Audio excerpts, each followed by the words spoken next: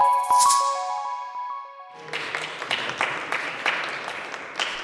know, a scientist did a study that you folks in this room and others like you can only hold attention for 10 minutes during talks like this one. So everyone get up, we're a smaller group, get up. That's right, stand up. You're going to want to focus. I'm going to teach you how to make a lot of money, so you're going to want to pay attention here. We're going to roll the shoulders back a little bit. And don't be shy if you want to come in closer here, get tight. We're an intimate audience tonight, also very much welcome. Come on, grab a seat. Folks walking in here. Awesome, all right. Well, get settled, get comfortable, get focused. I'm Colin Specter. I build high-performing sales teams, and I'm excited to talk through both Colin. Pipeline favors the wall. Here we go. Favors the phones. So let me ask you guys a question, audience. What do you think is the most efficient way to connect with prospective customers? Let's take a quick poll. Anybody? What's the most efficient way to connect with your prospective customers? Efficient in terms of time? Sure, I'll leave it up. In person. In person, okay. What else we got? Personalization. What is that? Personalization. Okay. And what do you got? I'd say call. Call, okay. All right. So you might think the best way to connect with your prospective customers on a daily basis is by, let's say, email, LinkedIn, events like the one we're attending right now, maybe buying ads on popular podcasts and media.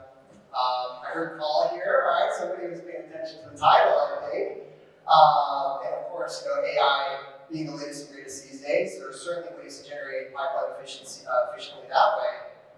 But did you know a recent study showed that sales reps who leverage the phone in their sales cycles close 75% more than peers with an email-first strategy or alternative medium strategy. So not only do reps close 75% more when using the phone during their sales cycle, a recent HubSpot study showed they close faster. Using the phone, 20% faster sales cycle. So your reps are closing more and they're closing faster when they're using the phone. Well, why do we think that is? Phone-centric business-to-business reps have around 7 meaningful conversations a day. That's more than double the number of email-first sales reps. This isn't just about the sellers. Did you know that when polled, according to Crunchbase, 57% of executives prefer to be called on the phone over any other outreach, right? Having a human-to-human interaction with their buyers. I mean, wouldn't you, right? The phone is the most powerful way to close business in this day and age.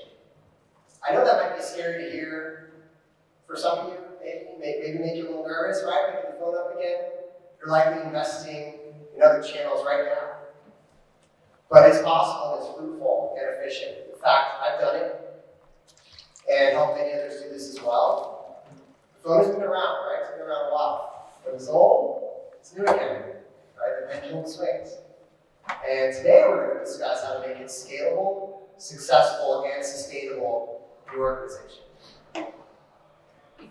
I mean, think about it, right? It makes sense. How many emails are in your inbox right now? 50, 5,000. And those are the ones that you're just seeing, right? Forget what's not being seen and caught by the spam filters, deliverability challenges, and domain blacklisting. It's getting noisier, right?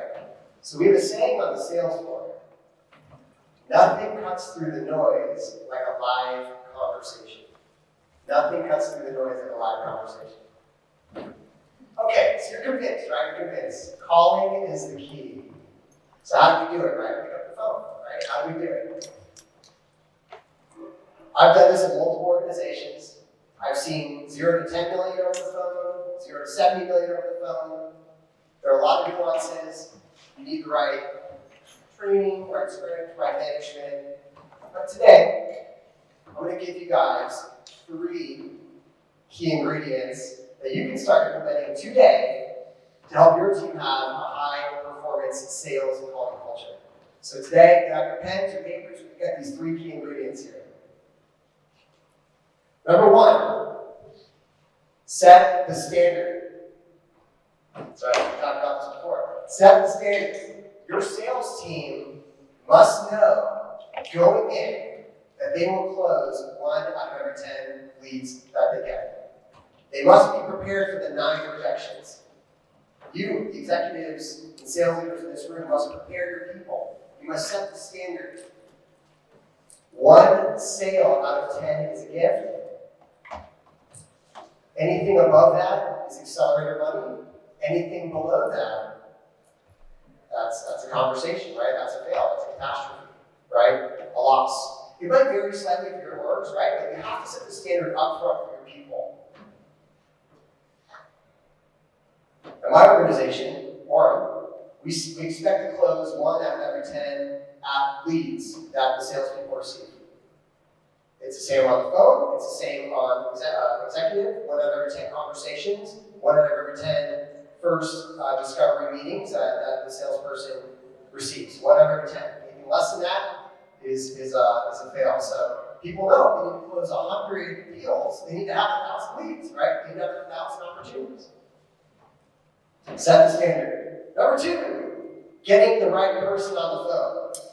I'm sure you've all heard the story, right? The sales rep chasing and chasing, only to find out that they didn't actually have a champion or decision maker in the deal, right? They were having live conversations, they were staying busy, but they were talking to the wrong person, right? So you have to have live conversations, but with the right person, not just any person. On my team, we find our champions, right? And we define a champion as someone with authority and influence. And with that influence, they're selling on your behalf internally at their company to bring your product or service to address some of their key initiatives, right? They have a vested interest in seeing your service be successful. Authority, influence, and selling on your behalf. We're testing our champions constantly, and that is who we're having live conversations with on our sales floor. And if you're having conversations with others, that will hurt your conversion rate, right? Number 3, and arguably the most important on any sales floor, consistent and public reinforcement. Your reps need to see what good looks like. You have to show them. You have to see, they have to see their peers crushing it on the sales floor. And you all, as the leaders and executives in this room, must take the moment to celebrate that. In real time, as it's happening, celebrate what good looks like and highlight that for your other reps to model and know what the example that you celebrate within your team looks like. If you don't, you leave that to chance. Your reps will model potentially the wrong person, and you start to scale bad habits. So it's critically important that you consistently and publicly reinforce this.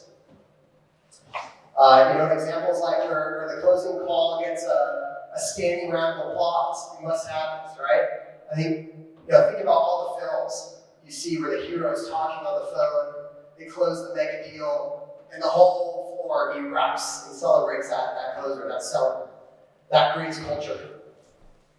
That shows success, right? You got to recreate this in your sales form, in your sales organization. So, look, this was so important for us. And by the way, I have a 100% remote team, right? But these 3 ingredients were so important. We've got people all around the world that we had our product team build a virtual version of this. By the way, we sell this now. But regardless, you need to have a sales floor, whether you're in person or remote, you need to invest in your sales floor and bring the public celebrations and culture to the forefront of your organization. And this is what's really made us efficient and profitable, right? The return on investment for us is super high because we don't spend time getting distracted and discouraged. Our reps are on the sales floor in focused call blocks. They're getting real-time coaching. They're calling together with their peers. And they're seeing what good looks like on the platform in a remote world. whether in person or remote, you need live conversations with the right people. You need to celebrate what good looks like in the best conversations. And my management team can coach in real time, right? So whether you're in person or remote, you need to take the time to coach your people in real time, celebrate their success. So let me show you some numbers, okay? This is one of my reps. This is Anthony, and I know it's a little hard to see in the back, but 800 calls, 800 people, booked 2 meetings, right? He was busy. He was making many calls. He had 25 conversations and booked 2 meetings. He wasn't necessarily converting at the highest efficiency that we typically see on our sales floor. But as a manager, my manager can see this in real time, can see the leading indicators show, hey, Anthony isn't pacing towards his typical conversion rate. And so the manager can sit with Anthony in real time and start to listen to the call. The manager's not having to wait for the one-on-one. They're not having to hope Anthony brings some call recordings or wait for some after-action report. They're sitting with Anthony in real time and coaching them live on the floor. After an hour of coaching Anthony for their next call block, look at the change. So 776 calls in 23 conversations, but 5 meetings. Right? So we addressed the common objections that Anthony, we looked at those 25 conversations, we're listening in real time. And by the way, as the sales floor is detecting conversations, it's starting to identify trends, the objections, and the way those objections are being handled. And it can cue for the manager, hey, let's focus in on these three objections you seem to be running into today. And work on those millimeters of improvement. So when Anthony gets back on the phones, they feel armed with the talk traps and they're ready to go right back into the flow. And the conversion rate went through the roof. They more than 2x'd their ability to close meetings and pipeline. If we haven't waited for the one-on-one, right, we would have lost all that time and hope to remember the calls or have to listen to the call recording. This is from live coaching. On the sales floor, I can get this instant feedback, right? That's the power of real-time coaching. And whether you have a virtual floor or you're doing it live yourself, you guys have to be doing it. Sit with your reps and listen to them and help them. And look, Anthony doubled his success, and you can double your success too. This is not an overnight thing, okay? Conversations with your customers, picking up the phone. This is what you should be investing in and getting better at those conversations. Especially in this day and age, right? The AI is getting better and better. And they keep finding ways into your inbox, your LinkedIn. This only makes human-to-human conversations all the more valuable in this day and age. So investing in enabling your team for live conversations is becoming key. I'm going to be hanging around here the next hour. I'll be back in the Orum booth. We do have a booth here. You guys can ask me any questions. I've been in the calling space for many years, specifically on the inside sales side. So you can find me on LinkedIn, or if you're interested in Orum and our sales floor, check out Orum.com. We do have a free trial there. And I hope you take this information and are inspired to bring a high-performance calling culture back to your sales organization. And remember, nothing cuts through the noise like a live conversation. Thank you.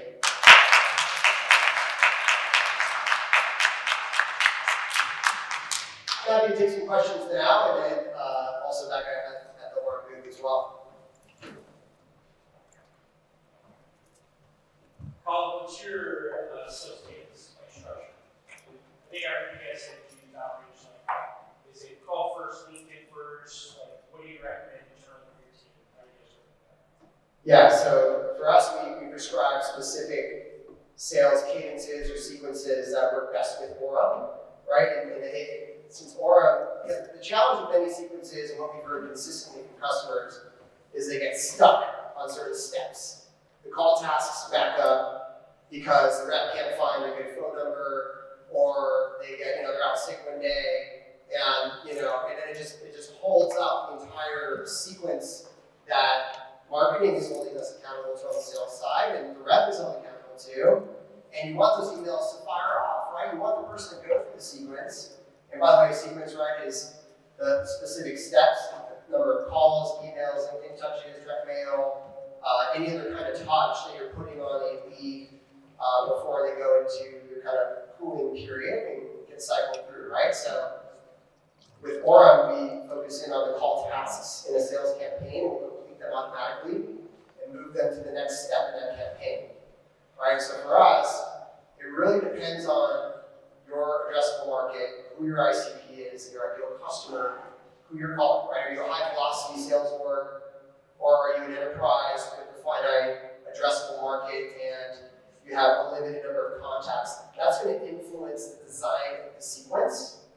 So my sequence design might be different than what we prescribe to your organization, right? So it should be very prescriptive. It's not one size fits all. It's different sales motions, high velocity versus enterprise, right? So for us, we're mid-market, we're B2B. We take our people through a 29-step sequence. It's very call heavy, but we're not just calls, folks. We're omni-channel. We're omnipresent, we call it. Calls with voicemails, email, social. For our top scoring accounts, we'll do some direct mail campaigns as well, gift cards. So we're doing a holistic approach here.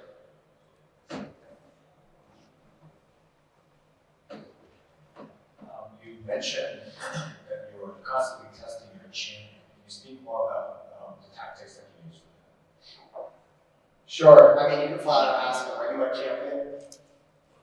And, more often than not, a person will tell you they're a decision maker. But usually it means they're not the real decision maker. And so when we say test the champion, we're testing first you can look at their history, their track record. They have a track record of getting things done at their present organization. Have they actually purchased software and services before? If so, understanding how they got it done in the past, and they have a deep and intimate understanding on navigating the decision process at that work, the buying process. Within that, a true champion is someone that is selling for you. You are really the glorified sales enablement for your internal advocate of the company. Okay, that's the way we teach it on our team. We're not here selling, we're here acting as sales enablement for our internal advocates, the internal champions. So a key part of that is confirming that we are their vendor of choice. We are the one they want to climb up the mountain with together to solve the biggest business problem in their business. Right? And that they're 100% certain of that. And you always need to back it up with at least 3 reasons why. Right? And they need to repeat it back to you. And you role play that. The reason for that is because they have to go sell that internally to their CFO. And if they can't speak confidently to it and present to you why you're the top choice, are they really your champion? Have they been tested? Have you enabled them for success to sell in front of their committee? That's what we think about it. Hi, you may have covered this already at Kingley, but we have a call center outside of the US. And some of the challenges relate to the command of the language. So are there any clients that you've had that have faced this issue and what have you been able to do to improve that? So they're based outside the US, calling into the US. Yeah, we have customers that do that, right? I think as many people look at SDR cost structures, inside sales cost structures, depending on your contract value, we're seeing more and more companies look towards offshore or nearshore resourcing as that touch point, right? So from a language barrier perspective, a lot of our customers, they look to work with markets where they do have great English skills. If they're asking them to call into the US, I mean, I'm not saying to change the markets you work with, but some very much trending positive markets some of our customers are leveraging. Mexico, Colombia, Argentina. There are some great, nearshore operations where they're doing inside sales and sales development as a service, and they're highly educated people. They speak English without a thick accent, and they're experienced in their job. They're not kids fresh out of college. By the way, they're very thankful to have a wage that is giving them the next, generation, kind of level of life. So I've seen that be very successful for some of our clients.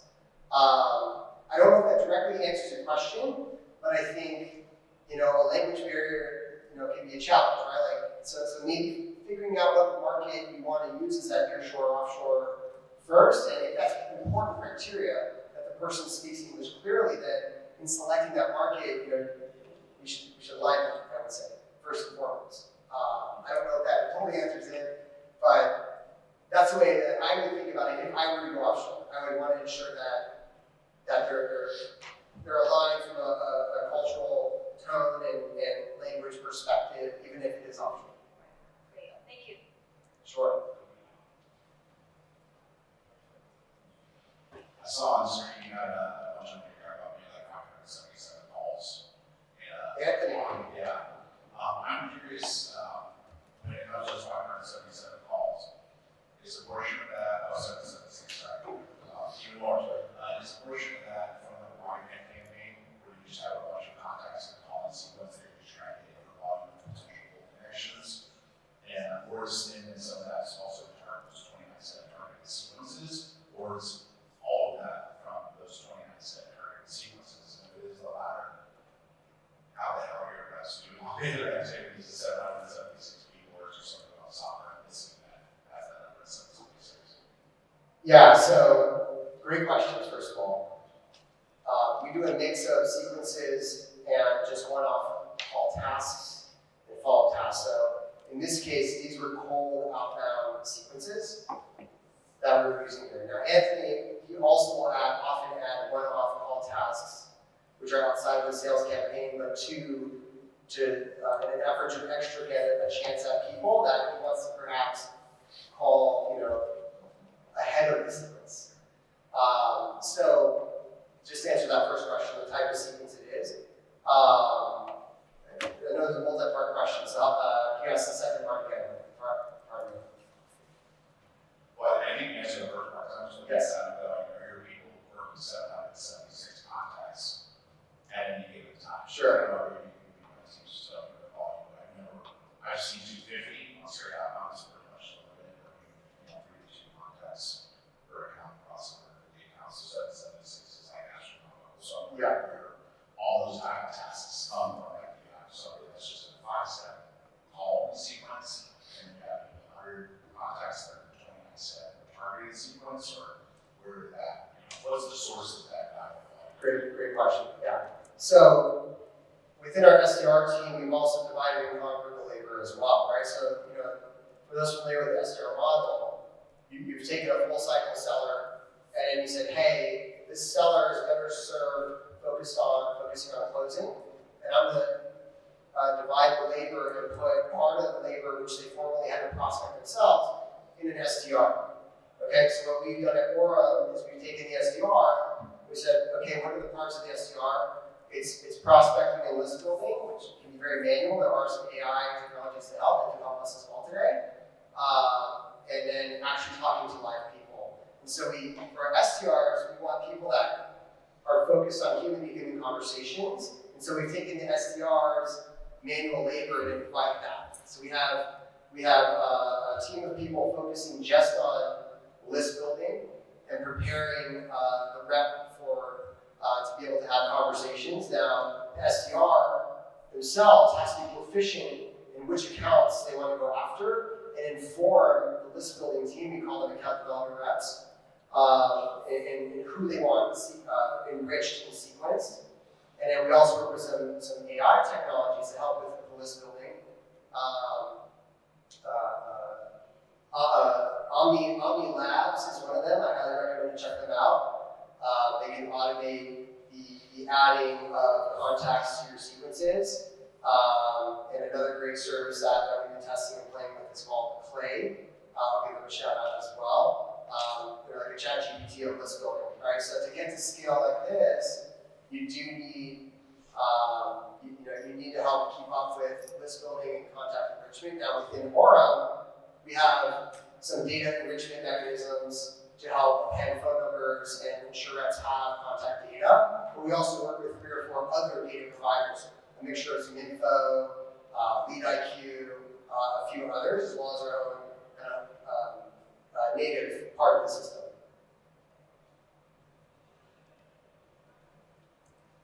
Other questions here? Awesome. If you want to learn more, we're happy to give a live demo, by the way. Come by the Orum booth, and we're happy to go deeper with you there. If anyone has more technical questions, got a great team of account executives here. I can actually make some live calls, show you how it actually works live, if you're interested in seeing that. Thank you so much. It was a pleasure here. You've been a great audience, and have a great rest of the show.